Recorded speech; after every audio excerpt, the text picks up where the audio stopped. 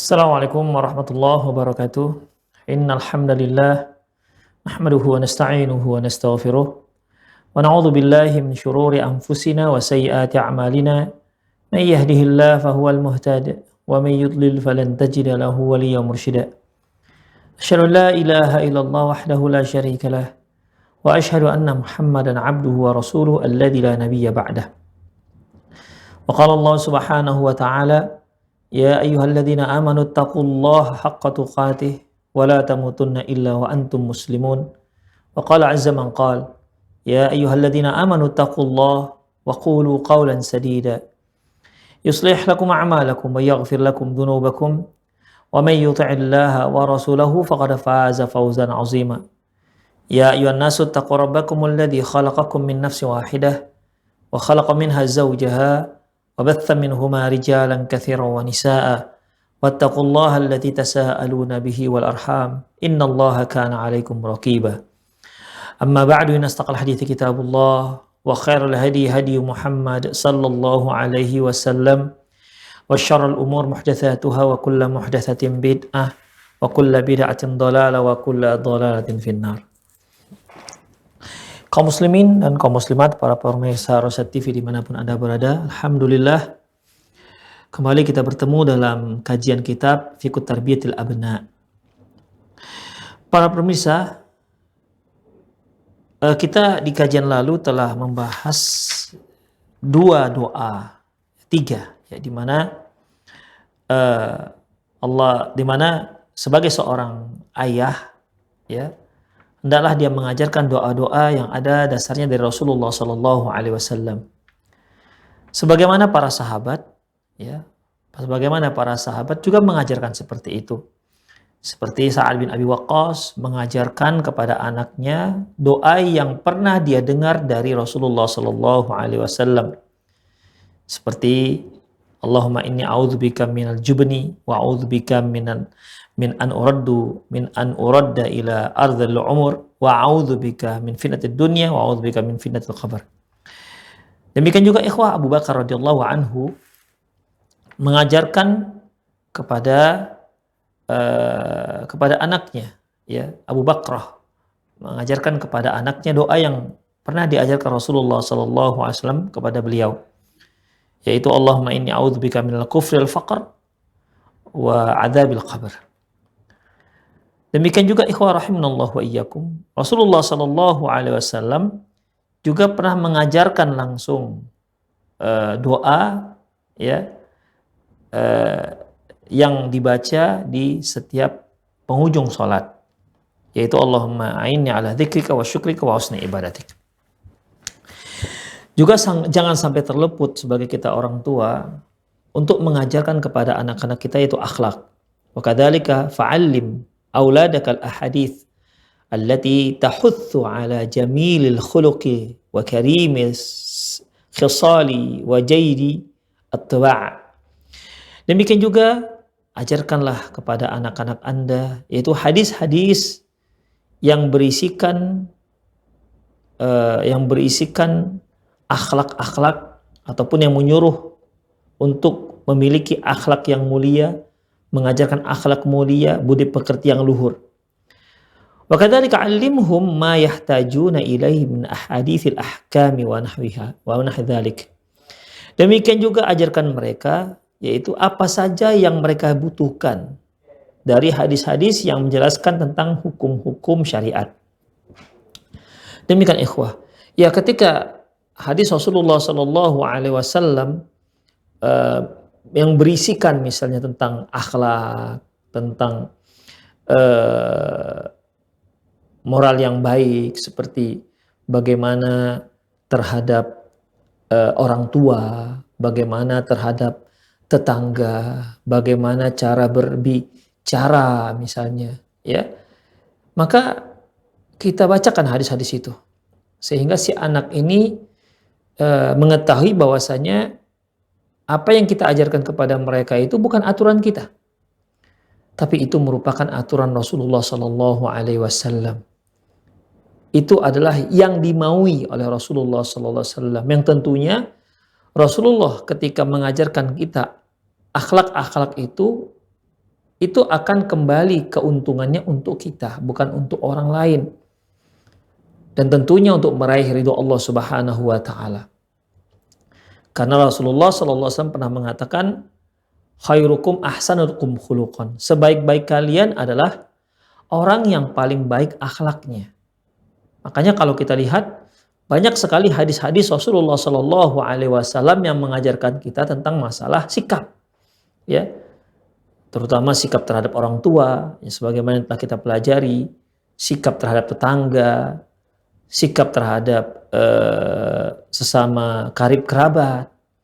Demikian ikhwah, seperti sabda Rasulullah Shallallahu Alaihi Wasallam, "Man kana yu'minu billahi wal yawmil akhir falyukrim jarahu."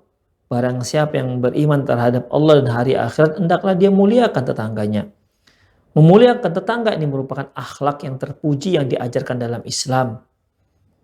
Demikian juga seperti memuliakan tamu misalnya. Ketika ada tamu dan kita terima dia sebagai tamu, maka pada saat itu kita wajib untuk memuliakan dia.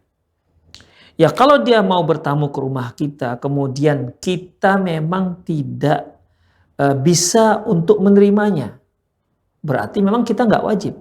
Kita tidak wajib menerima tamu. Tapi ketika kita sudah menerima tamu, maka kita wajib untuk memuliakan dia. Dan ini merupakan implementasi dari sebuah keimanan kita kepada Allah dan hari akhirat. Makanya Rasulullah Shallallahu Alaihi Wasallam bersabda, "Man kana yu'minu billahi wal yawmil akhir falyukrim jarahu." Barang siapa yang beriman terhadap Allah dan hari akhirat, hendaklah dia muliakan tetangganya.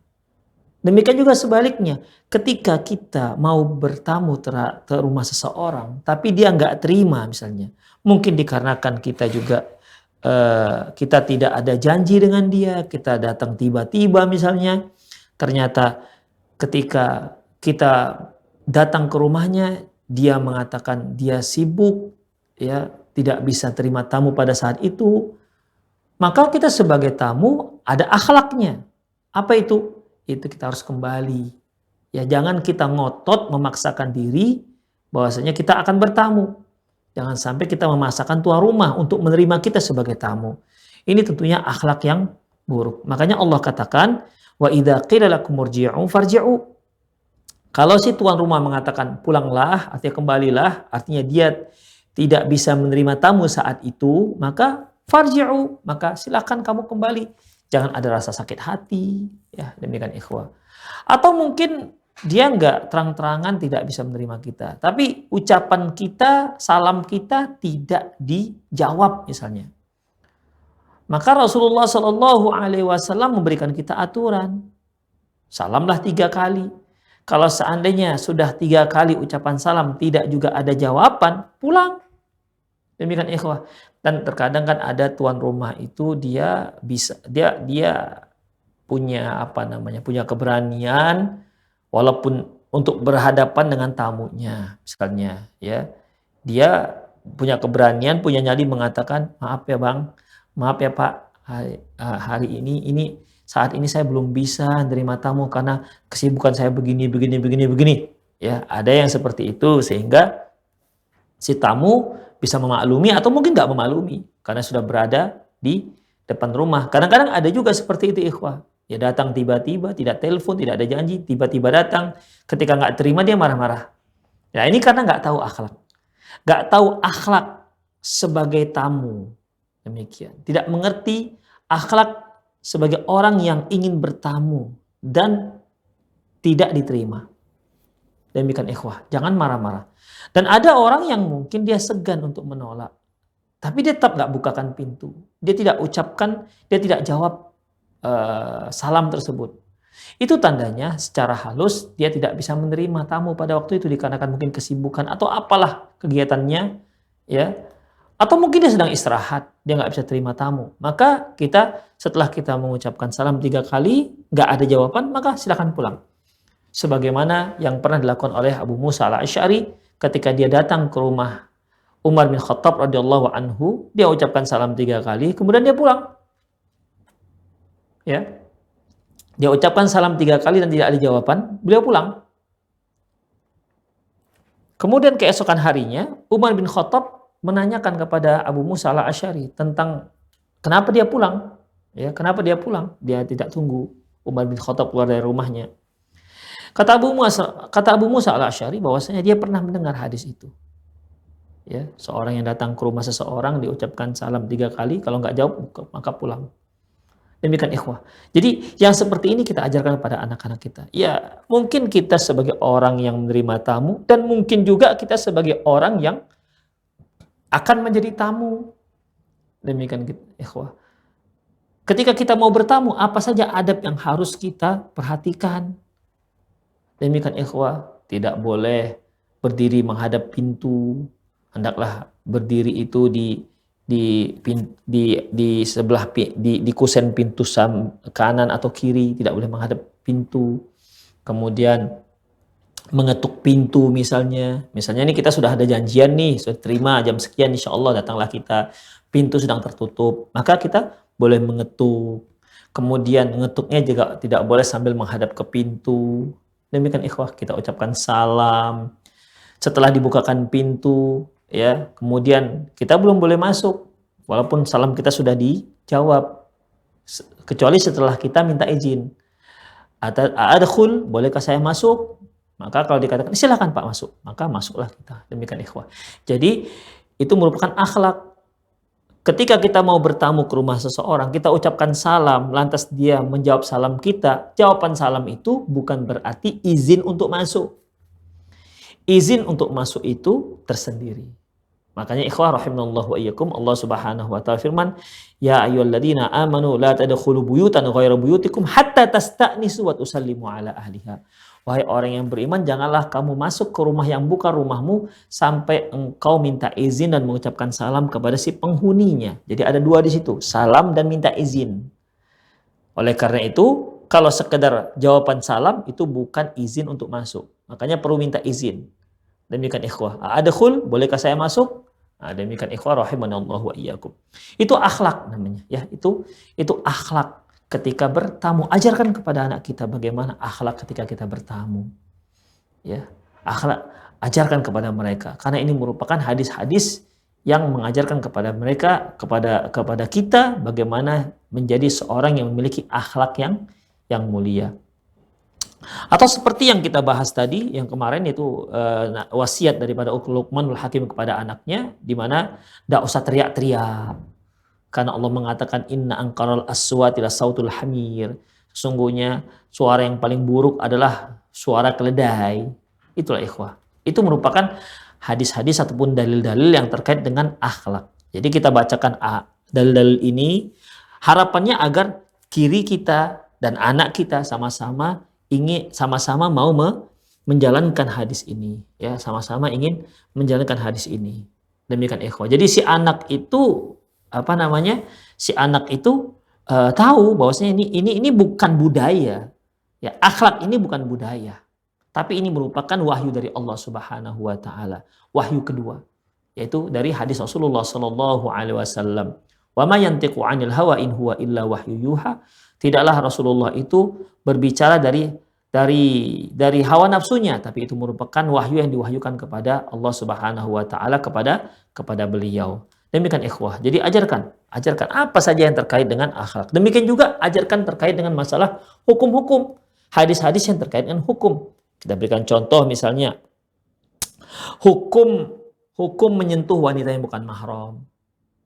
Ya, karena kan anak sekarang ini, apalagi mereka yang sekolah di sekolah umum yang berbaur antara laki dan perempuan, ya, mereka terbiasa mereka memegang teman perempuannya, menyentuh, bersalaman, berjabat tangan, ya. Maka ikhwah, kita ajarkan kepada mereka hukum-hukum yang terkait masalah ini.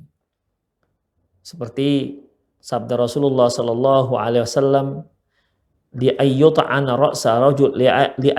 ra'su rajulin bi mikhyatin minal hadid khairum min ayyamussal mar'ah la tahillulah. Daripada lebih baik kepala seseorang laki-laki itu ditusuk dengan paku besi, itu lebih baik daripada dia menyentuh wanita yang tidak halal bagi dia atau yang tidak mahram. Kita ajarkan ikhwah sehingga dia bisa tidak lagi berjabat tangan dengan dengan teman-teman perempuannya, dengan kawan sekelasnya misalnya. Demikian ikhwah. Jadi kita ajarkan hal-hal seperti ini. Kalau enggak nanti ya Allah, anak-anak kita seperti tidak ada batasnya antara dia sebagai laki-laki dengan teman-teman perempuannya.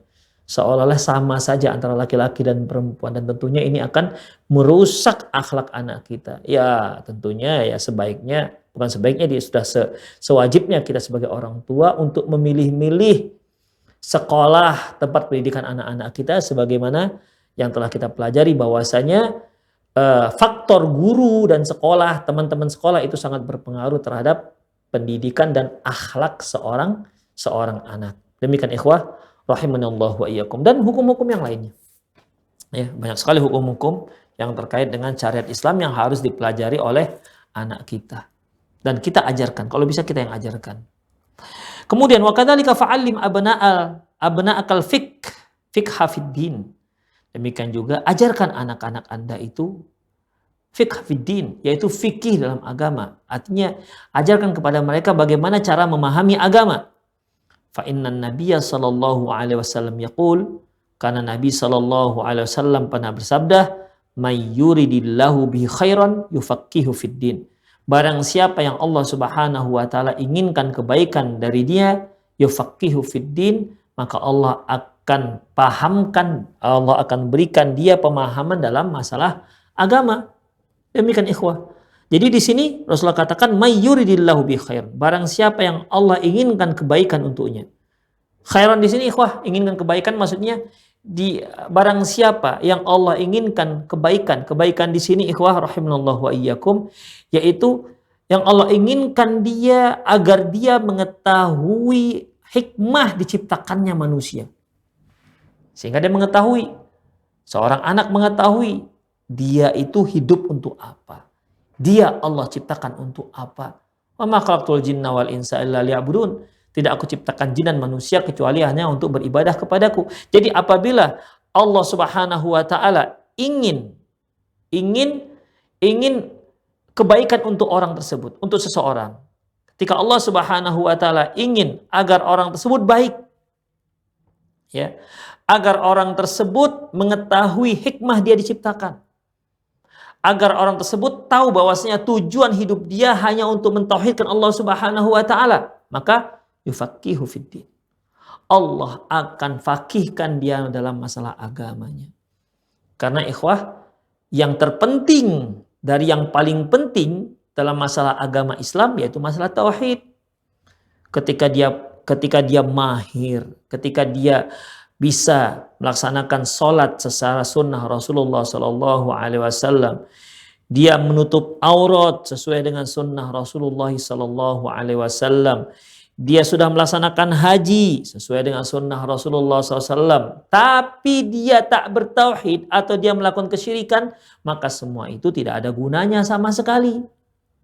Ya, akan percuma. Jangankan kita, Rasulullah saja diancam oleh Allah Subhanahu wa taala kalau seandainya dia berbuat syirik. Walaqad uhiya ilaika wa ilal ladzina min qablik. Sungguh kami sudah diwahyukan kepada engkau dan kepada orang-orang sebelum engkau. Apa itu wahyunya? La in asyrakta, kalau kamu berbuat syirik, la ihbatanna amaluk, maka akan dihapuskan semua amalan-amalan kebaikanmu. Makanya ikhwah, kebaikan yang tertinggi adalah mentauhidkan Allah Subhanahu wa taala. Fikih fiddin, orang yang difakihkan dalam masalah agama, yang tertinggi adalah dia fakih dan dia faham akan mentauhidkan Allah Subhanahu wa taala. Itulah yang terpenting dari sekian banyak syariat-syariat Islam. Dari akhlak, dari hukum-hukum dan lain-lainnya. Yang terpenting adalah mentauhidkan Allah Subhanahu wa taala. Itulah ikhwah rahimanallahu wa iyyakum. Makanya yufaqihu fiddin, itu yang tertinggi adalah difakihkan dia dalam masalah tauhid. Difakihkan dia dalam masalah tauhid. Demikian ikhwah. Hadis ini juga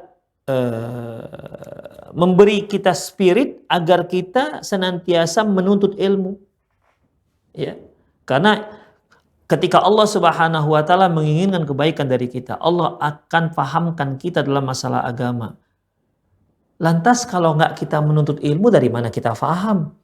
Apakah dengan ongkang-ongkang kaki di rumah lantas tiba-tiba kita bisa paham dalam masalah agama? Apakah dengan hari-hari nonton sinetron, tak pernah ikut pengajian, tak pernah mendengar pengajian, lantas tiba-tiba dia paham masalah agama? Dari mana datangnya? Sementara Rasulullah SAW mengatakan, al-ilmu bitta'allum wa fiqhu bittafaqquh.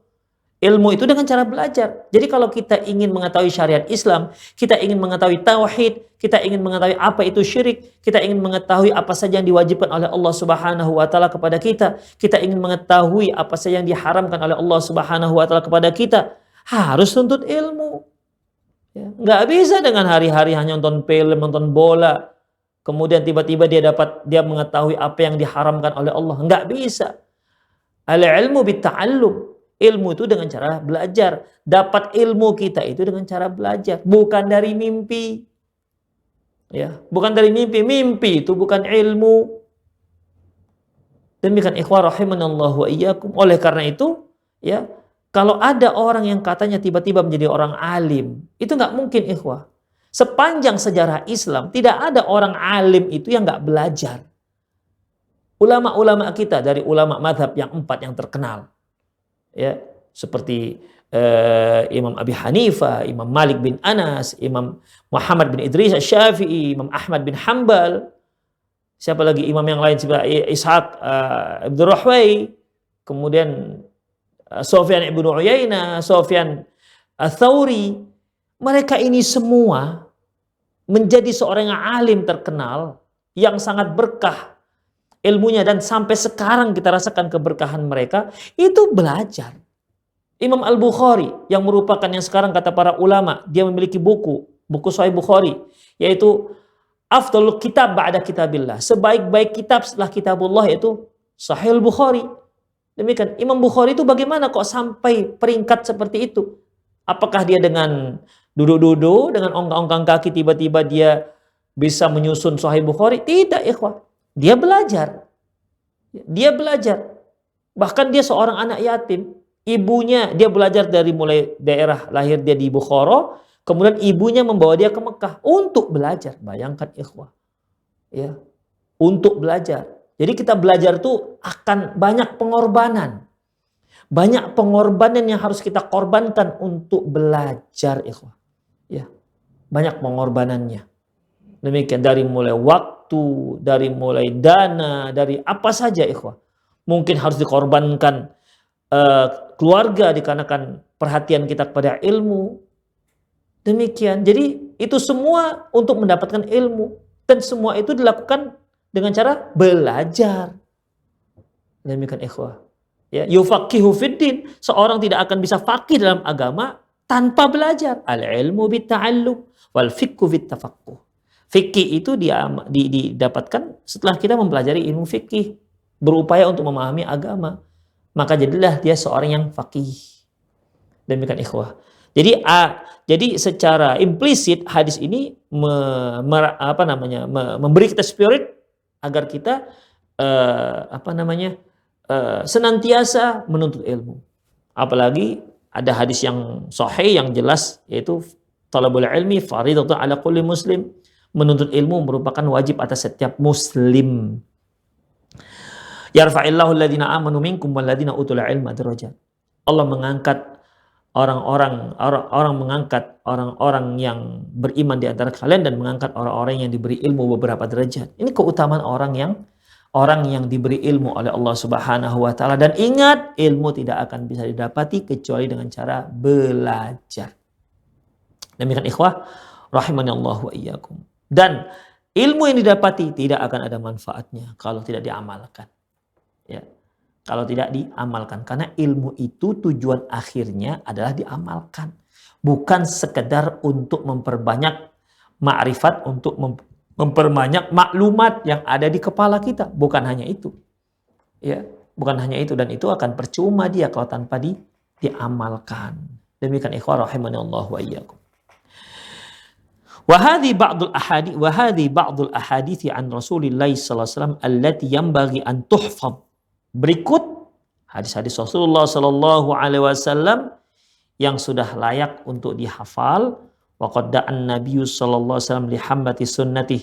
Sungguh Nabi sallallahu alaihi wasallam mendoakan orang-orang yang membawa sunnah beliau, wa hafidhiha, dan menghafal hadis-hadis Rasulullah sallallahu alaihi wasallam.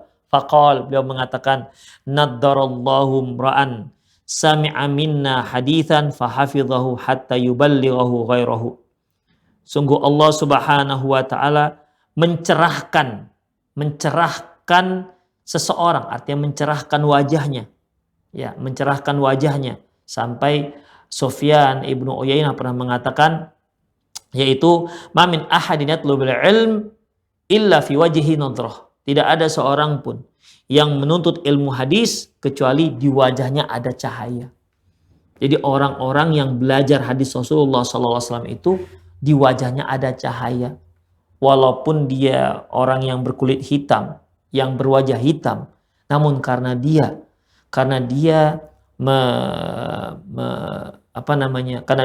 menuntut ilmu hadis Rasulullah SAW, maka wajahnya akan ada cahaya. Atau maknanya yaitu Allah akan terangkan wajahnya nanti di hari kiamat, karena dia sebagai penuntut ilmu hadis. Nadarallahu ra'an, Allah mencerahkan wajah seorang hamba, seorang manusia, sami'a minna hadisan, di mana dia mendengar dariku sebuah hadis. Dia dengar dariku sebuah hadis. Kemudian fahafidhahu, kemudian dia hafal hadisku tersebut. Hatta yuballighahu ghairahu, sampai dia sampaikan dan dia sampaikan kepada orang lain. Demikian ikhwah rahimanallahu wa iyyakum, ya. Demikian juga kita ikhwah. Misalnya kita baca buku, Masya Allah kita tahu satu hadis. Kita hafal, kemudian kita sampaikan kepada orang lain hadis yang kita hafal tersebut. Kemudian orang tersebut pun akhirnya mendengar hadis Rasulullah. Apalagi kalau sampai dia amalkannya, Masya Allah, luar biasa. Ya, apalagi sampai diamalkan. Bahkan Rasulullah mengatakan, rubba muballaghin au aminas sami. Terkadang orang yang mendapat ilmu dari Rasulullah, terkadang orang yang mendengar hadis Rasulullah SAW bisa lebih faham ketimbang orang yang mendengar langsung dari Rasulullah SAW. Demikian ikhwah, ya. Jadi di sana terkadang ada orang itu, seorang sahabat itu mendengar, tapi dia belum begitu mendalami apa ma'aninya. Tapi ternyata setelah didengar sahabat lain dari dia, sahabat itu malah mengeluarkan banyak faedah, ya, istimbat hukum dari hadis yang dia dengar dari sahabat yang ini. Sementara sahabat yang ini tidak begitu. Misalnya gini, seorang sahabat yang bernama A mendengar hadis dari Rasulullah SAW. Ya dia sekedar hafal, kemudian dia sampaikan kepada sahabat B. Sahabat B ini ketika mendengar hadis Rasulullah dari sahabat A, dia ternyata lebih mampu mengeluarkan fawaid dari hadis tersebut. Lebih mampu mengeluarkan istikhraj, istimbat, hukum-hukum dari hadis tersebut yang mungkin tidak terfikirkan oleh sahabat A tadi. Demikian ikhwah rahimanallahu wa iyyakum, ya. Begitulah cara para sahabat dahulu, ya, untuk menghafal hadis, ya. Kemudian tujuannya juga mereka akan sampaikan kepada sahabat-sahabat yang lain, mereka akan sampaikan kepada murid-murid mereka. Demikianlah ikhwah rahimanallahu wa iyyakum, ya. Ini menunjukkan bahwasanya doa Rasulullah sallallahu alaihi wasallam untuk orang-orang yang menuntut ilmu hadis, ya. Orang yang menuntut ilmu hadis, nadarallahu imra'an sami'a minni hadisan fahafidhahu hatta yuballigha ghairahu. Taib. Hadis ini diriwayatkan oleh Imam hadis ini hadis mutawatir, Masya Allah. Diriwayatkan oleh Imam Ahmad. Kemudian wa qala Rasulullah sallallahu alaihi wasallam, di antara hadis-hadis yang layak untuk dihafalkan kepada anak-anak yaitu sabda Rasulullah SAW, kalimatani khafifatan, dua kalimat yang ringan. Khafifatani fil lisani, khafifatani alal lisani. Ada dua kalimat kata Rasulullah. Khafifatani alal lisan, mudah diucapkan. Tapi thaqilatani fil mizan, tapi dua kalimat ini sangat berat nanti di timbangan. Dan habibatani ila rahman. Dan sangat dicintai oleh Allah Subhanahu wa taala. Apa dua kalimat tersebut? Yaitu subhanallah wa bihamdih, subhanallahil azim. Subhanallahi wa bihamdih, subhanallahil azim. Demikian ikhwah. Jadi inilah dua kalimat, ya, mudah di lisan ikhwah. Subhanallah wa bihamdih, subhanallahil azim. Mudah. Ya. Tapi ini sebenarnya sangat berat di lisan, sangat berat di mizan, di timbangan amalan kelak. Di akhirat nanti amalan kita akan ditimbang oleh Allah Subhanahu wa taala. Apabila ternyata dosanya lebih berat ketimbang kebaikannya dan Allah tak mengampunkan dosanya, maka ya dia harus dibakar dulu di api neraka. Kalau dia seorang muslim, dibakar dulu di api neraka dan dia akan baru kemudian dimasukkan ke dalam surga. Tapi kalau Allah ampunkan, maka Allah akan masukkan dia ke dalam surga. Demikian ikhwah. Ada ditimbang nanti amalan kita. Dan salah satu amalan yang paling memberat timbangan yaitu ini dia. Subhanallah wa bihamdi, subhanallahil azim. Dan bagaimana ini cara prakteknya? Silakan baca kapan saja. Kapan saja. Tak ada pakai jumlah. Ketika Anda sedang di kendaraan, udah subhanallah wa bihamdi, subhanallahil azim, subhanallah wa bihamdi, subhanallahil azim. Silakan di mana aja. Ya, Anda lagi apa lagi misalnya? Lagi sedang free begitu ya, Pak. Ya, sedang free atau Anda sedang apa nih? Sedang bekerja juga boleh. Ya, pekerjaan Anda tidak perlu ada banyak pikiran, mungkin hanya sekedar misalnya memotong, misalnya dia pekerjaannya memotong aja, misalnya memotong apa yang sudah ada, tinggal memotong apa yang ngikut di garis, udah sambil dia potong. Misalnya dia seorang penjahit, misalnya tugas dia untuk memotong kain pakai mesin itu, misalnya udah subhanallah sambil dia motong kain, subhanallah wa bihamdi, subhanallahil azim, subhanallah wa bihamdi, subhanallah. Demikian ikhwah. Atau seorang pedagang sambil menunggu pembelinya, subhanallah wa bihamdi, subhanallahil azim. Tapi ketika ada pembeli kan nggak mungkin kita mengucapkan itu karena ada tawar menawar. Demikian ikhwah. Ketika ada waktu senggang, subhanallah wa bihamdi, subhanallahil azim, subhanallah wa bihamdi, subhanallahil azim. Baca sebanyak-banyaknya karena ini merupakan kalimatani khafifatani 'alal lisan, thaqilatani fil mizan. Dua kalimat yang mudah diucapkan tapi sangat berat di timbangan amalan. Dan satu hal yang gak kalah pentingnya, habibatani ila rahman, sangat dicintai oleh Allah Subhanahu wa ta'ala. Jadi kita ajarkan hadis ini kepada anak-anak kita. Ya, sehingga tentunya tujuannya agar anak-anak kita tersebut bisa mengamalkannya. Demikian ikhwah. Ya, karena hadis-hadis seperti ini nggak diajarkan kepada anak-anak, akhirnya anak-anak kita mungkin mengikuti perkembangan zaman, ikut tren dan ikut ingin terlihat keren. Akhirnya yang mereka lakukan apa? Ketika waktu senggang, mereka mendengar musik, ya, mereka nyanyi-nyanyi. Jadi zikirnya itu zikir nyanyi, zikirnya itu musik. Sementara nyanyi dan musik itu merupakan seruling setan. Coba ikhwah. Tidak akan bermanfaat untuk dia dunia dan akhirat. Ya, tidak akan ada manfaatnya. Coba dia berzikir kepada Allah Subhanahu wa ta'ala. Itu akan bisa membersihkan hatinya, lebih memutihkan hatinya, lebih tenang hidupnya. Di dunia tenang hidupnya, di dunia bisa bersih hatinya. Dan tentunya di akhirat akan mendapat surganya Allah Subhanahu wa ta'ala. Kemudian hadis yang berikutnya yang perlu kita ajarkan kepada anak-anak kita. Qala Nabi sallallahu alaihi wasallam li Abi Musa. Berkata Nabi sallallahu alaihi wasallam kepada Abi Musa, "Ya Aba Musa, wahai Abu Musa," maksudnya Abu Musa Al-Asy'ari radhiyallahu anhu. "Ala adulluka ala kanzin min kunuzil jannah?" Mau enggak engkau aku beritahukan akan harta karun surga? Masya Allah. Ya, harta karun surga. Kita mendapat harta karun di dunia, ya, itu gembiranya luar biasa, berharganya luar biasa. Ya, kanzun itu harta karun. Ya, kita orang Indonesia mengatakan harta karun. Karun ini ya penisbatan kepada salah seorang umat Nabi Musa yang durhaka kepada Nabi Musa. Sementara Allah Subhanahu wa taala telah berikan dia kekayaan yang melimpah ruah.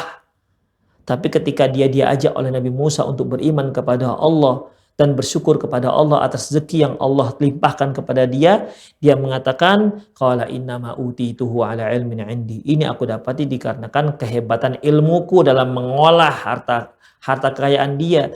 Dia mengingkari bahwasanya ini bukan rahmat Allah, bukan. Ini dikarenakan kehebatanku, bukan dikarenakan Allah yang beri.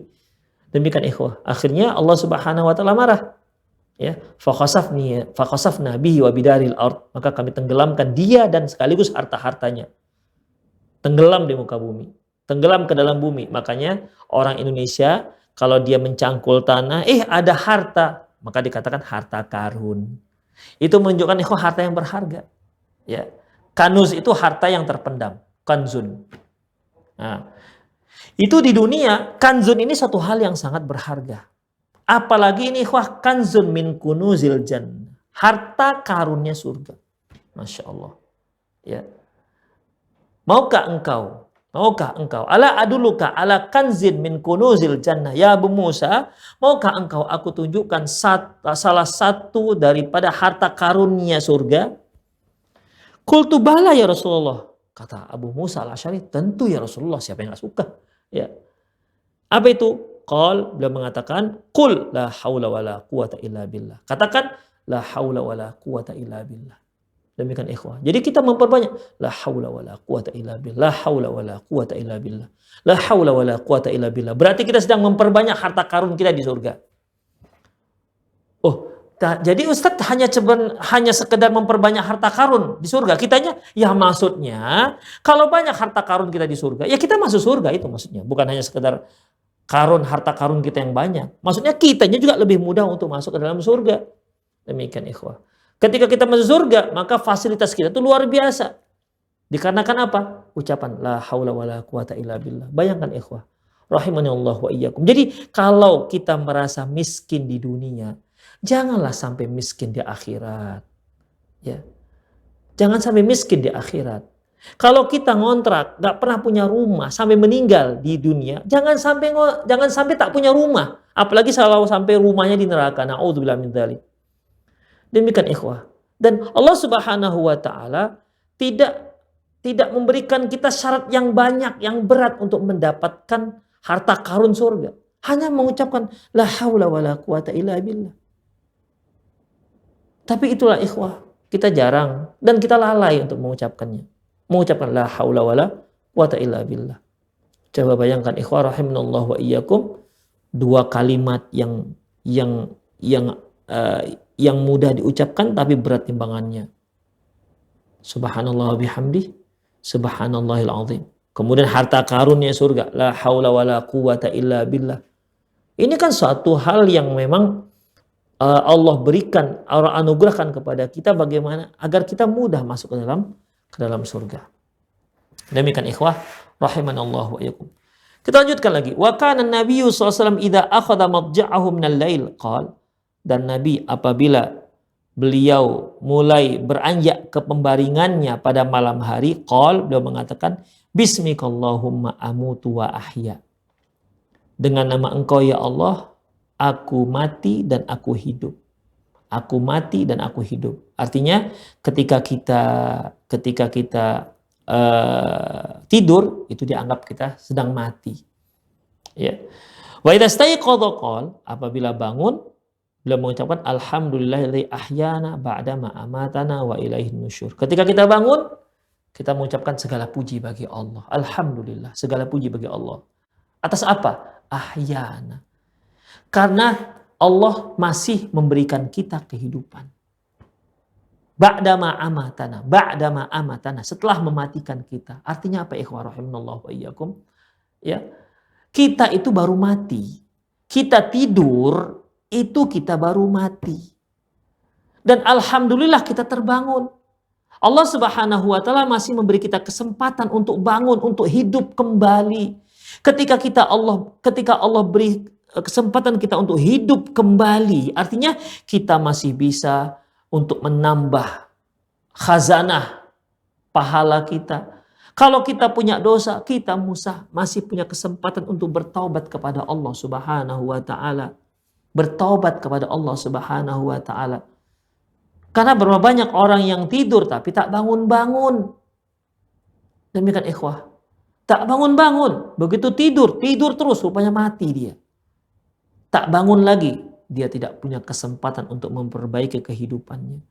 Dia tidak punya kesempatan lagi untuk bertobat atas dosa yang dia lakukan. La ilaha illallah. Makanya ketika kita terbangun di saat kita dari tidur kita, alhamdulillah. Segala puji bagi Allah. Alladzi ahyana, yang telah menghidupkan kita ba'da ma amatana, dan setelah mematikan kita.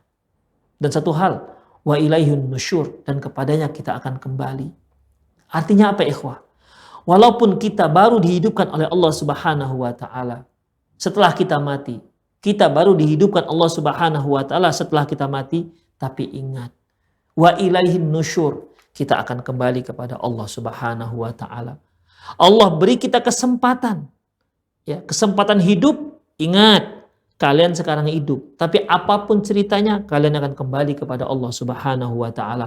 Manfaatkan hidup kalian itu, manfaatkan sisa usia kalian itu. Itu maksudnya ikhwah. Manfaatkan usia itu.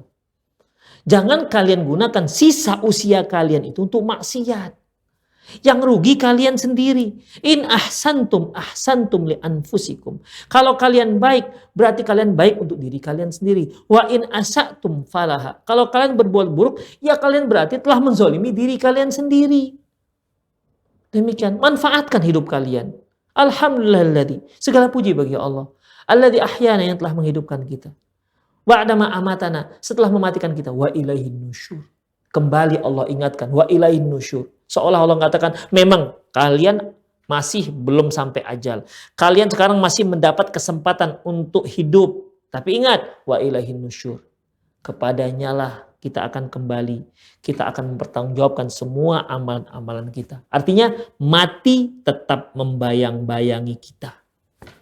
Dengan demikian ikhwah, ketika Allah beri kesempatan kita untuk hidup, kita benar-benar memanfaatkan kehidupan kita tersebut. Karena kita dibayangi akan kematian. Kita akan kembali kepada Allah Subhanahu wa taala. Kita tidak akan hidup selamanya, pasti akan kembali kepada Allah. Demikian ikhwah, ajarkan ini kepada anak-anak kita. Ajarkan ini kepada anak-anak kita, doanya, dan coba jelaskan kepada mereka apa makna daripada doa ini. Jadi tidak hanya sekedar, nak mau tidur, maka bacakan Bismillahirrahmanirrahim amutu wahya. Kalau bangun tidur, maka ucapkan Alhamdulillahilladzi ahyana ba'da ma amatana wa ilaihin nusyur. Sekedar ucapan, coba jelaskan.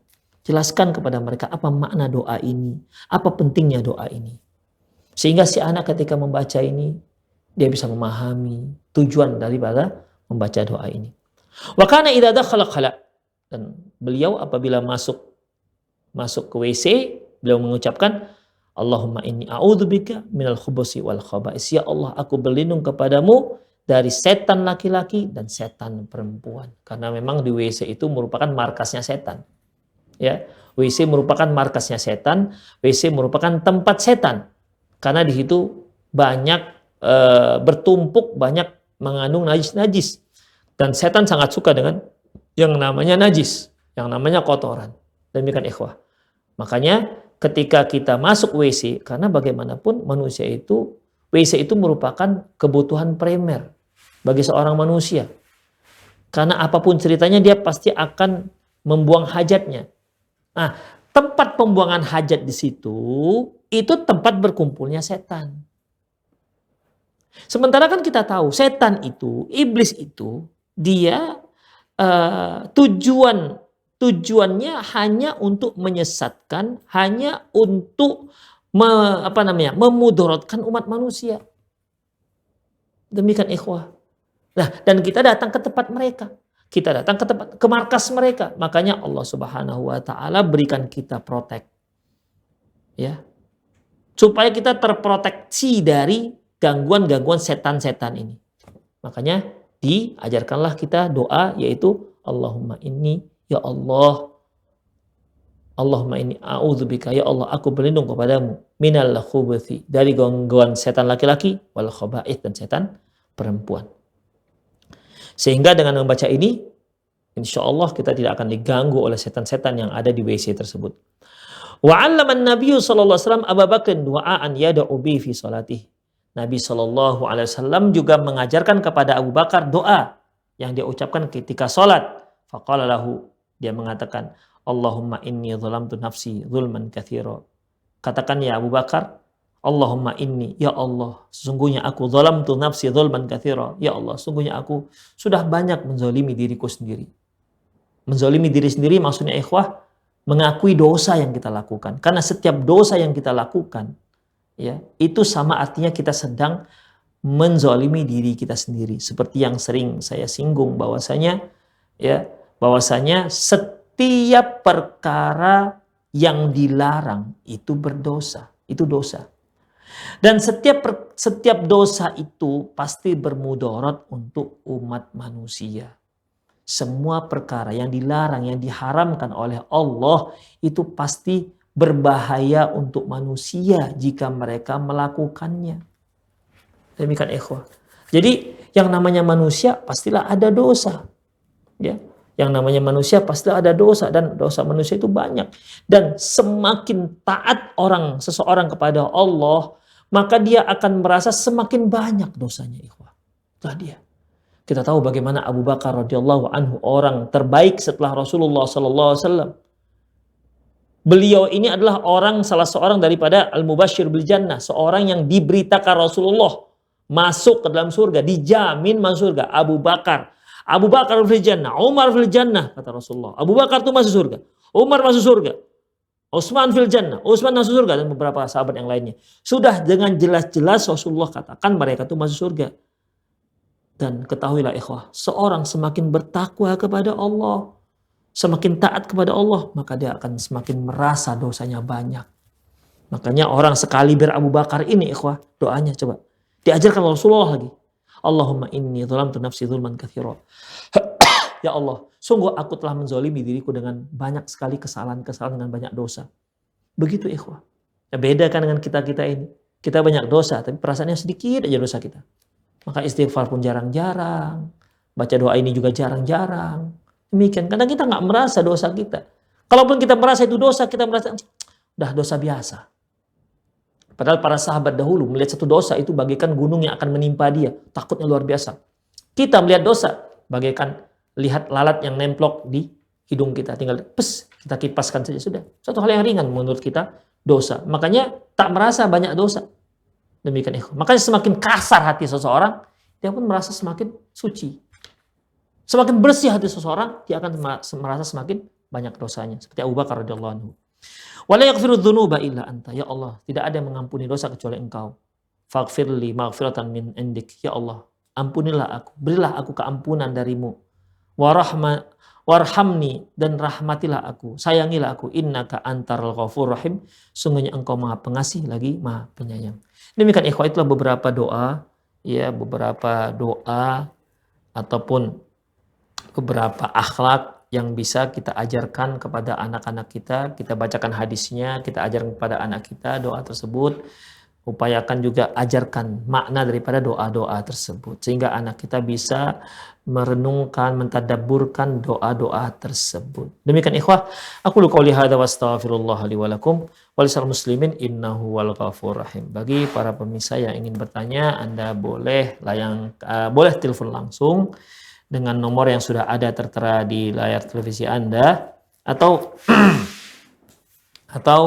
para pemirsa juga boleh kirimkan ke nomor yang sama via chat, via WhatsApp, ya, atau juga boleh Anda kirim langsung ke 08956113277778. Baik, kita bacakan.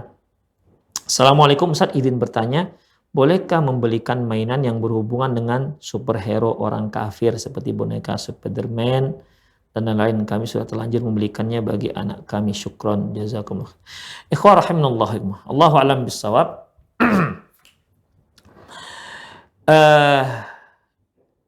Kalau yang kita maksud bendanya, ya, Kalau yang kita maksud bendanya, maka memberikan boneka kepada anak-anak hukumnya boleh.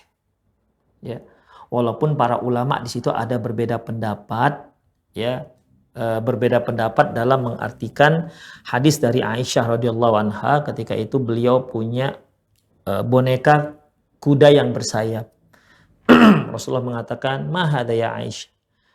Apa ini wahai Aisyah? Kemudian Aisyah radhiyallahu anha mengatakan, "Ama ta'rif, ama ta'lam anna khayla Sulaiman lahu janahan?" Tidakkah Anda tahu bahwasanya kudanya Nabi Sulaiman punya 2 sayap? Nah, demikian. Rasulullah tersenyum. Rasulullah tersenyum. Nah, boneka Aisyah ini radhiyallahu anha ini diartikan sebagian, ya dia bukan bentuk kuda yang sebenarnya. Ada kepala kuda, kemudian bersayap, bukan. Dia hanya simbol-simbol saja. Ada badannya, ya, ada kepalanya gitu. Ya, ada kakinya, sekedar aja. Yang penting ada buntelan-buntelan, ini badannya. Buntelan-buntelan kok ada kepalanya. Buntelan kecil taruh di atasnya, di atas buntelan yang besar jadi kepala. Kemudian ada sayapnya, ada kakinya, begitu. Mungkin kakinya hanya sekedar ranting yang ditusukkan di bawah buntelan itu. Nah, begitu. Sebagian lagi mengatakan, ya nggak apa-apa, walaupun dia benar-benar berbentuk kuda. Jadi kalau kita lihat dari sisi bendanya, maka Allahu a'lam bishawab, dari ulama yang kedua mengatakan bahwasanya ya selama itu atas nama boneka untuk mainan anak-anak maka dibolehkan, tidak masalah. Tapi kalau kita lihat dari sisi pendidikan, apakah dia bermudarat dengan anak-anak kita apa tidak? Karena kan kalau kita lihat superhero itu bisa terbang. Berapa banyak anak-anak itu akhirnya lompat dari rumahnya, dikiranya dia bisa terbang. Dia lihat Superman misalnya, Superman ada sayapnya. Kemudian diikatnya kain sarung di lehernya, kemudian dia lompat dari atas rumahnya, dikira dia bisa terbang seperti Superman. Demikian ikhwah, berimajinasinya sangat kuat. Jadi dari sisi pendidikan kurang tepat. Ya. Dari sisi pendidikan kurang tepat. Karena ini adalah dongeng-dongeng ikhwah. Ya. Dongeng-dongeng. Oke, memang membela kebenaran begitu kan, memberantas kejahatan. Tapi ikhwah, dari sisi pendidikan ini kurang tepat. Seharusnya kita sebagai seorang muslim yang kita ceritakan kepada anak-anak kita yaitu bagaimana perjuangan para sahabat. Ya. Bagaimana perjuangan para sahabat dan membela Islam, keberaniannya. Ya, dan itu real. Kejahatan yang mereka berantas real. Beda dengan kejahatan superhero ini yang nggak real. Dan penjahatnya juga penjahat nggak real. Beda dengan para sahabat Nabi SAW, penjahatnya jelas real dan itu masuk akal dibandingkan film-film dongeng atau fiksi tersebut. Demikian ikhwah rahimanallah wa yakum. Jadi dari sisi bendanya nggak ada masalah, tapi dari sisi pendidikannya kurang bagus, sangat kurang bagus untuk anak-anak. Allahu a'lam bishawab. Assalamualaikum Ustaz, jika kita hendak safar dan ingin mengqashar sholat isya dan maghrib, qadarullah kita punya waktu di isya, maka sholat mana yang duluan kita kerjakan, isya atau maghrib duluan ya Ustaz? Apabila yang bertanya ini adalah ibu-ibu, ya, artinya dia sholat di rumah, ya, artinya dia sholat di rumah, maka dia laksanakan dulu maghrib baru sholat isya. Jika melakukan jamak takhir, maghrib dulu baru isya. Namun apabila dia seorang laki-laki, ya, dan dia sudah masuk masjid, adzan berkumandang, sementara masih ada space waktu antara adzan dan qomat sholat isya, maka dia segera lakukan sholat maghrib dahulu baru kemudian ikut bersama imam.